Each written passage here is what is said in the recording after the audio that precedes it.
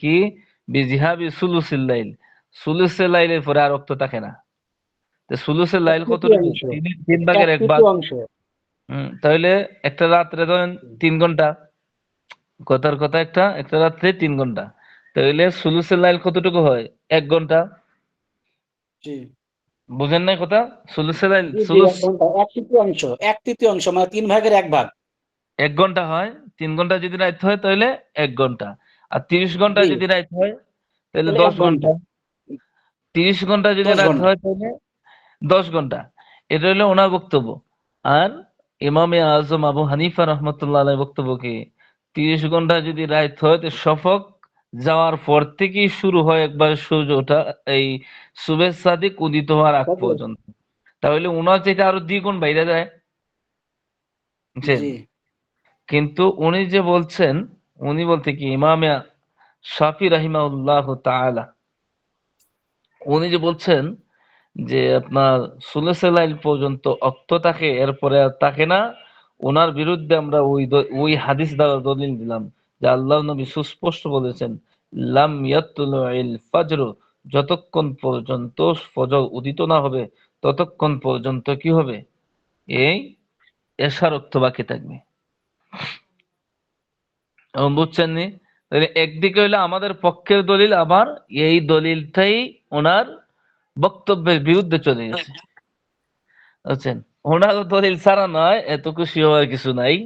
এইদিকে আমরা যাইব না। বুঝছেন? এরপরে এই জায়গাতে আসেন। ওয়া আউয়ালু ওয়াক্তিল উইতরি বাদাল ইশা,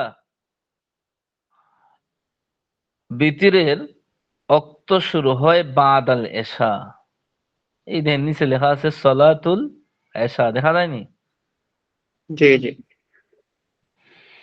এশার ওয়াক্তের এশার ওয়াক্ত বলতে এশার সলাতের পরে বিতিরের নামাজের ওয়াক্ত শুরু হয়। ওয়া আখিরুহু মা লাম ইয়াতলুইল ফাজর, ইয়াতলুইল ফাজর, আর শেষ ওয়াক্ত হলো তার ফজরের ওয়াক্ত উদিত হওয়ার আগ পর্যন্ত। ফজরের ওয়াক্ত উদিত হবে যেমন ভাবে এশার নামাজের ওয়াক্ত শেষ, ঠিক তদ্রুপ ভাবে বিতিরের নামাজের ওয়াক্তটাও শেষ হয়ে যাবে। এখানে সামান্য একটু কথার পেশ আছে আমাদের ইমামে আজম আবু হানিফা এবং ওনার দুই ছাত্রর সাথে। এটা সামান্য একটু সামনে গেলে ইনশাআল্লাহ ক্লিয়ার হয়ে যাবে। এখন এটার পক্ষে আমাদের দলিল কি?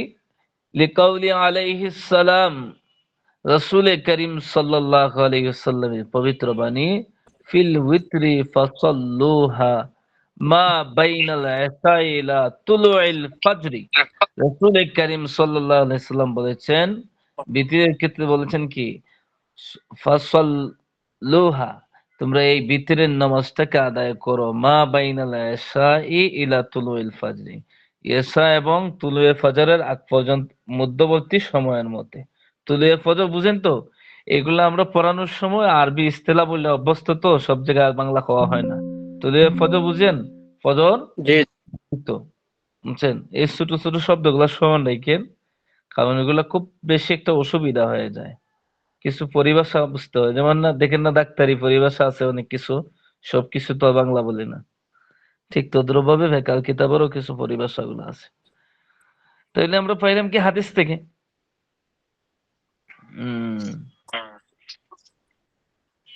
কালা হাদা ইনদাহুমা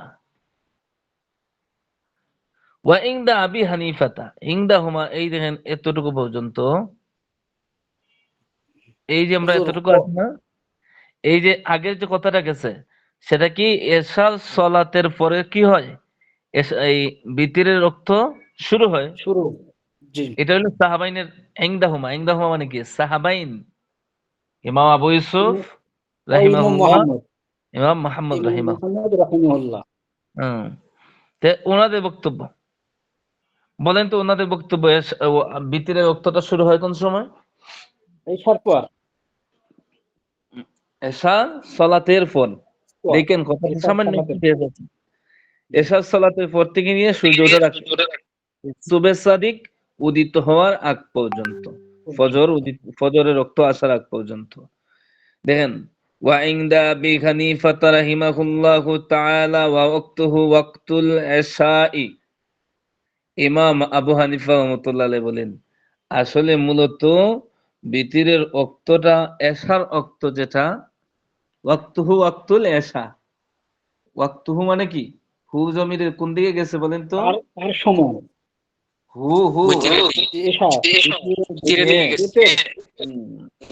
বিতিরের ওক্তটা এশার ওক্ত একই ওক্ত। আগে কি গেছিল যে এশার সলাতের পর থেকে ওক্ত শুরু হয়, বুঝছেন? আর এখন কি বলছেন যে এশার ওক্তটাই কি বিতিরের ওক্ত। বেতরে যাচ্ছে। এশা শুরু হলে ইল্লা বেতরও শুরু হবে একই জন্য। সামান্য আগে না গেলে বুঝে আসবে না দুটোটার বক্তব্য মূল মাকসুদ। দেখেন, ইল্লা আন্নাহু লা ইউকাদ্দামু আলাইহি ইনদা তাযকির লিত-তারতিব। এরপরে বলেন যে লা ইউকাদ্দাম, অগ্রবর্তী করা যায় না, আলাইহি ইনদা তাযকির লিত-তারতিব। আমাদের ইমামে আজম ইমামে আবু হানিফা রহমতুল্লাহ